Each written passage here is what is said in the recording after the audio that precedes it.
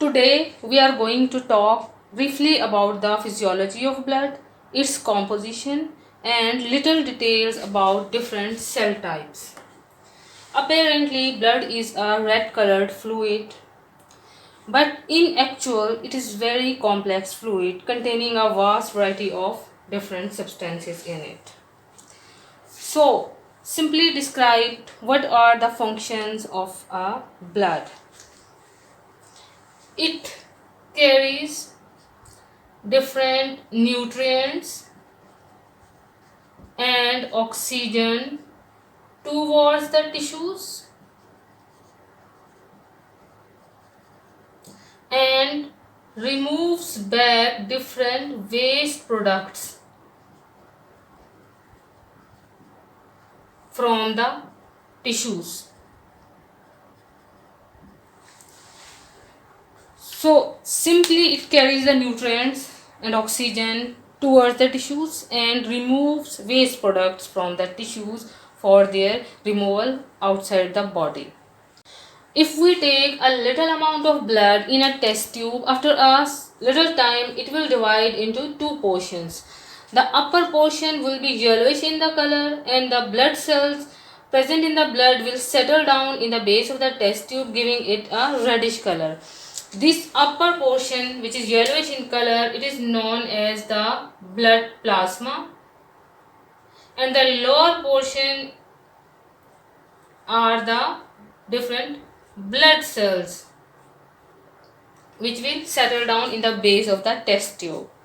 So as it is apparent in this picture that the plasma comprises a greater portion of the blood as compared to the blood cells. So plasma makes up 55% of the blood composition and the blood cells make up 45% of the blood composition. As it is apparent in this picture, the plasma portion is larger as compared to the blood cell portion. So now we will talk about the concentration of plasma. Water makes up about 90% of the plasma concentration, so the majority of concentration of the plasma is composed of water. Next important substance present in the plasma are the plasma proteins, which makes up 7 to 8% of the plasma concentration. The third important substances present in the plasma are different organic and inorganic substances. So, what are the important plasma proteins? There are the three most important plasma proteins which are present in the plasma. The first one is albumin. The second is globulins. And the third is fibrinogen.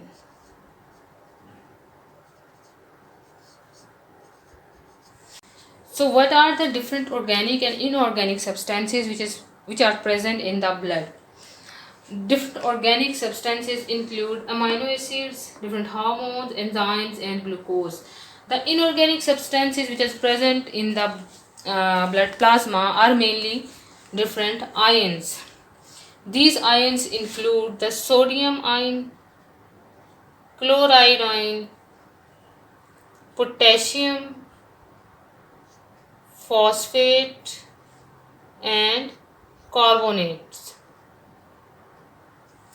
All these organic and inorganic substances collectively makes up 2 to 3% of plasma concentration. So plasma is mainly composed of water and water makes up 90% of total plasma concentration. Plasma proteins makes up 7 to 8% of total plasma concentration and organic and inorganic substances makes up 2 to 3%. The three important proteins which I have described here, the albumin, globulins and fibrinogen. We should know the important functions of these three important proteins. The albumin helps in maintaining osmotic pressure of the blood. The globulins are a part of body immune system. Antibodies are made up of different globulin proteins, and the antibodies helps in defending the body against different viruses and bacteria. So globulins are mainly a part of body's immune system to defend it against different bacteria and viruses. Fibrinogen, the main important of this fibrinogen protein is to help in blood clotting. Blood clotting were needed. Now coming to the different blood cells, there are three types of blood cells, that is the red blood cells, white blood cells and platelets. Let's study these different blood cells in a little detail. The red blood cells are also known as erythrocytes. These erythrocytes or red blood cells are biconcave in shape.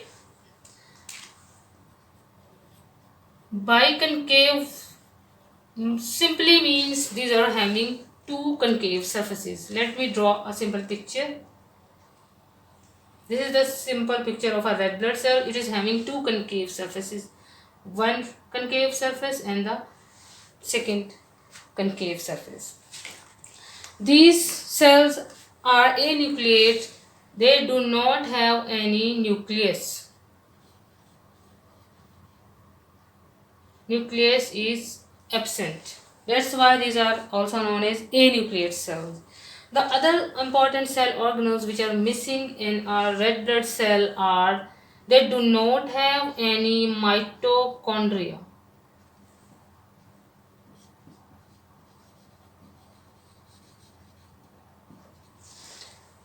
The third important cell organelle which is absent in the red blood cell is the Golgi apparatus. They do not have any Golgi.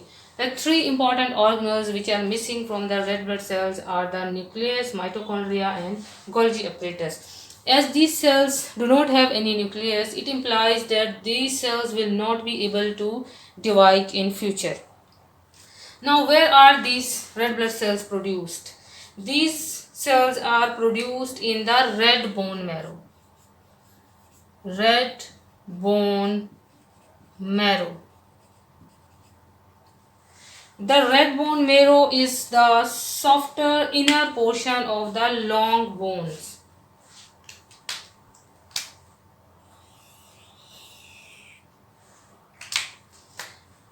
It is known as red marrow as it appears red in color, and this red color is due to a special protein which is present inside this marrow. This protein is known as hemoglobin.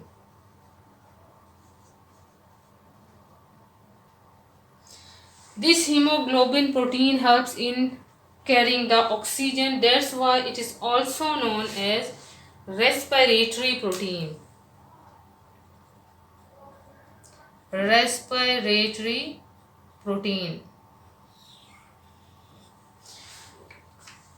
The red blood cells also appear red because these are having a covering of this respiratory protein, that is hemoglobin, which gives it a red color. So what is the concentration of these red blood cells in blood? 1 millimeter cube of blood contains about 5 to 6 million of red blood cells. You can simply imagine this 1 millimeter cube as being a drop of water. This 5 to 6 million of red blood cells is not present in the whole blood. It is present in just a millimeter cube or a drop of blood. So red blood cells are biconcave in shape. These do not have any nucleus. They do not have any mitochondria or Golgi apparatus. These are produced in red bone marrow, and they are present in a number 5 to 6 million per millimeter cube of blood. As we already know, the important function of red blood cells is to carry oxygen. To carry oxygen to different body tissues. The concentration of red blood cells is high in people living on higher altitudes.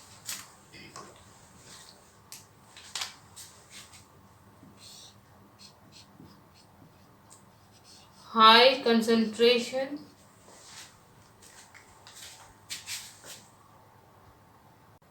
The number of red blood cells is higher in people living at higher altitudes. What is the mechanism for this higher number of red blood cells in the people who live at higher altitude? As we go higher, the oxygen pressure or oxygen tension continues to decrease, and the different body cells cannot get the required oxygen. So, as a compensation for this decreased oxygen pressure, the number of red blood cells increasing to meet the oxygen demands for the body. Now, what is the lifespan of a red blood cell? The lifespan of red blood cell is 120 days. After this 120-day period, the red blood cells are automatically destroyed in the body, and this destruction of red blood cells takes place in a special organ, and this organ is spleen. The spleen is basically acts as a filter for the blood, where worn out and old cells are taken out from the blood. So, this spleen is a graveyard for red blood cells. Now, coming to the next cell type, which is a white blood cell. White blood cells are also known as leukocytes, and the concentration of white blood cells varies from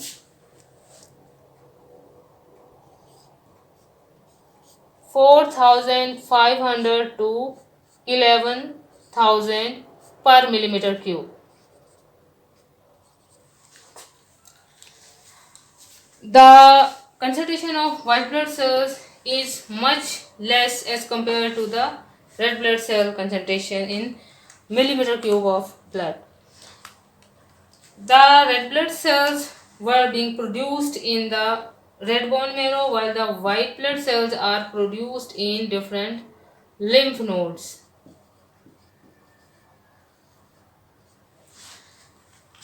Red blood cells were not having any nucleus, while the white blood cells are nucleate cells. They have a proper nucleus. These white blood cells are further divided into granulocytes and agranulocytes. As the name implies, the granulocytes are the cells which have different granules present in their cytoplasm, while the agranulocytes do not have any granules present in the cytoplasm. These granules perform different functions. We will study these granulocytes and agranulocytes in detail in the next lecture, inshallah. Now, what is the function of white blood cells? White blood cells helps in defending body against different foreign materials, different bacteria and different viruses. They also helps in making different antibodies.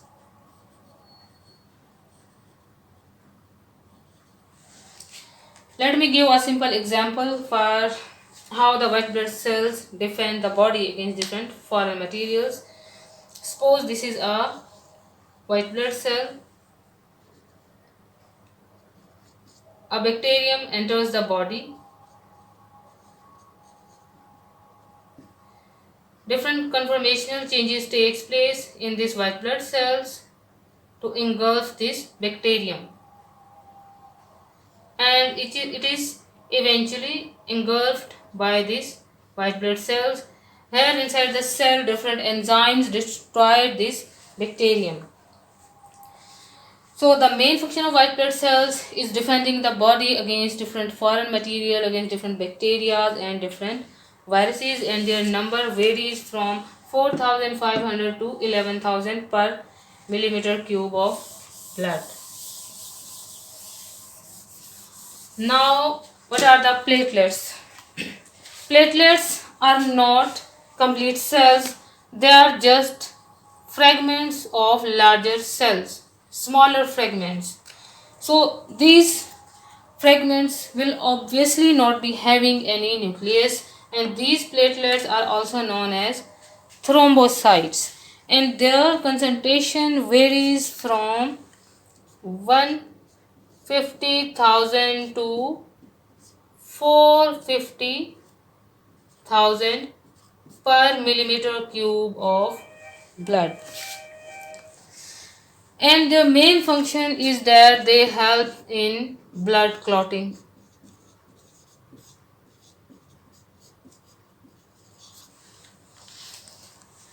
So platelets and red blood cells do not have any nucleus, and white blood cells are nucleate cells. Now, what is the definition of serum? If we take out different clotting factors from this plasma, the remaining substance is known as serum. Let me draw a simple formula. Plasma minus different clotting factors equals serum. Let me give a simple example for you. When you get injured, a whitish fluid appears on the surface of the injured area. That whitish material or fluid is actually serum, as all the clotting factors which were present in the blood were used for blood clotting at the site of injury and for maintaining hemostasis, and the whitish fluid that expresses on the surface of the injured area is the serum. I hope you liked it. You can ask any question in the comment section. See you in the next lecture. Thank you.